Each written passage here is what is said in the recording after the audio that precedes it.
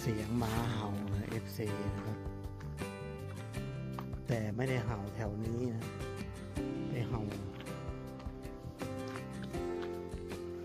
ที่อื่นครับไปเห่าบ้านตรงข้างหน้านู่นนะครับเลยสะพานไป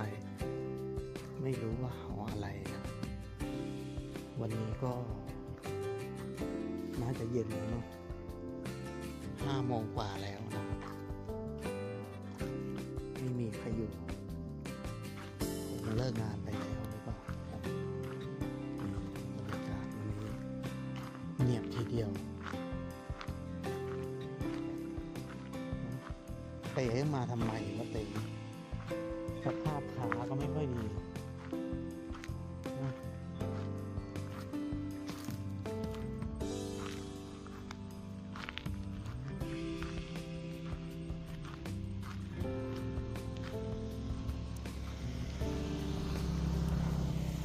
ช่วงเย็นนะครับก็เป็นแบบนี้แหละนะครับทั่วไปเนาะ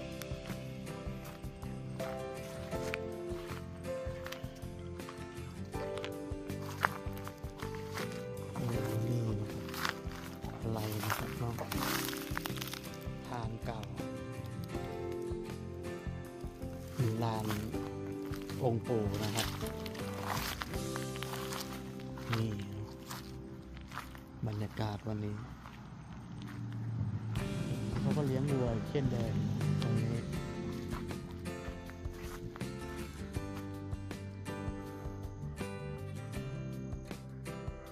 ไม่รู้ว่าเห่าอะไรมา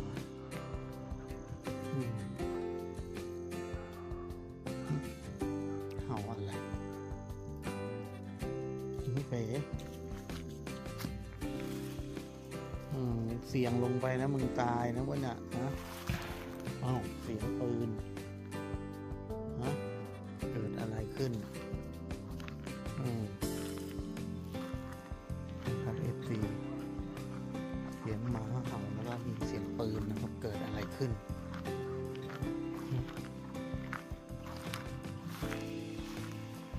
ใครยิงอะไร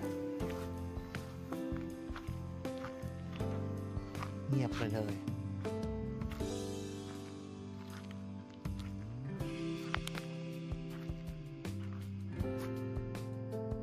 บริเวณข้างหน้านะครับ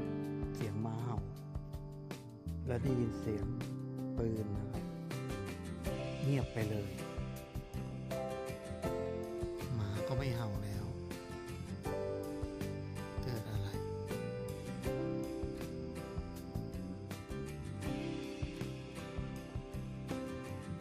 หรือว่ามีอะไรแต่ไอ้กูก็ไม่เดินไปดูนะครับเพราะอันตรายนะได้ยินเสียงปืนเนาะคงไม่เสี่ยงเข้าไปนี่นะครับ FC เราก็อยู่ในจุดของเราแค่นั้นนะครับอยู่ในพื้นที่ของเราไม่กล้าเดินออกไป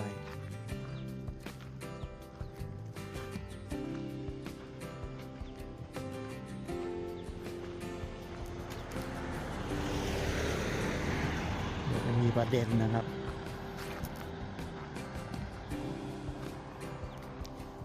หมามันจะเห่ากระโชกโฮกห้ากเหมือนกับมันเจออะไรสักอย่างหนึ่ง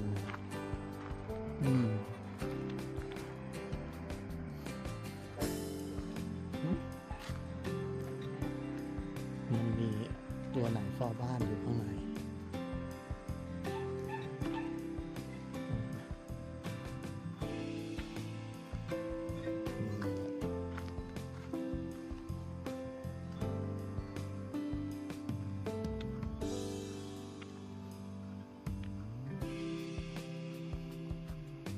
บรรยากาศนะครับวันนี้เงียบงันทีเดียว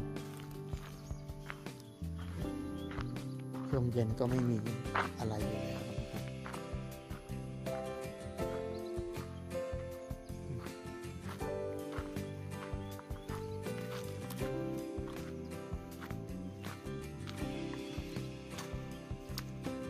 นี่คือหลังบ้านใหญ่ก็พอขึ้นบ้างแล้วก็ต้นไม้ก็ขึ้น บ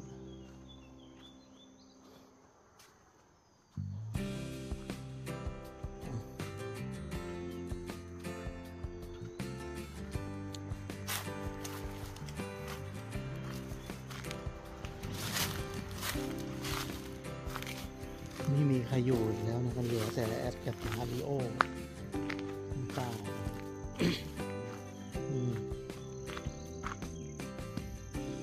โอ้มีกล้วยนะสิเห็นกล้วยแล้ว ต้นอยู่ข้างนอกต้นกล้วยอยู่ข้างนอกนะครับนอกรั้วนี่กล้วยแต่ยังไม่แก่นี่นะครับ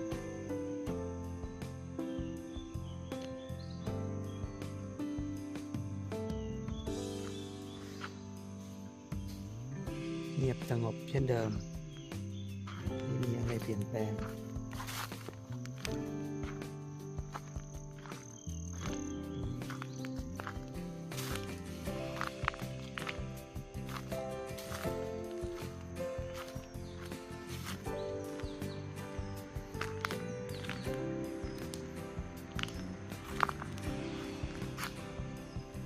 มันไม่มีก็คือลักษณะว่าไม่มีฝนตกเนาะก็เลยมีแต่ความแห้งแล้งนะครับตรงนี้ ฝนก็ไม่ตกแห้งแล้งนะครับช่วงนี้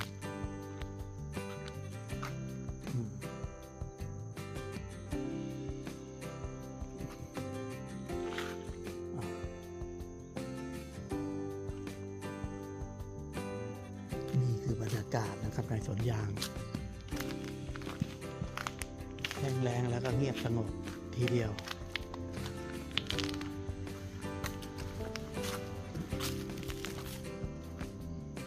มาริโอก็เอาอาหารให้ควายอยู่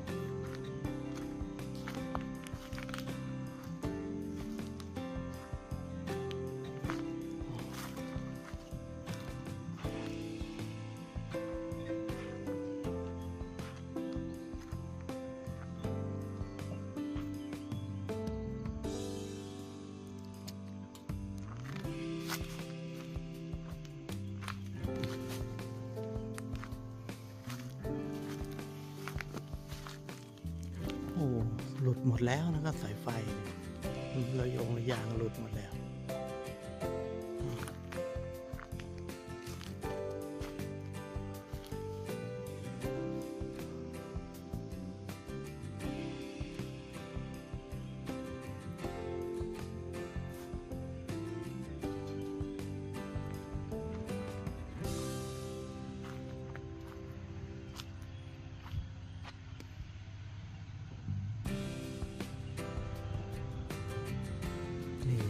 สิหมดแล้วนะครับสายไฟล่วงเป็นตามกาลเวลาทีเดียว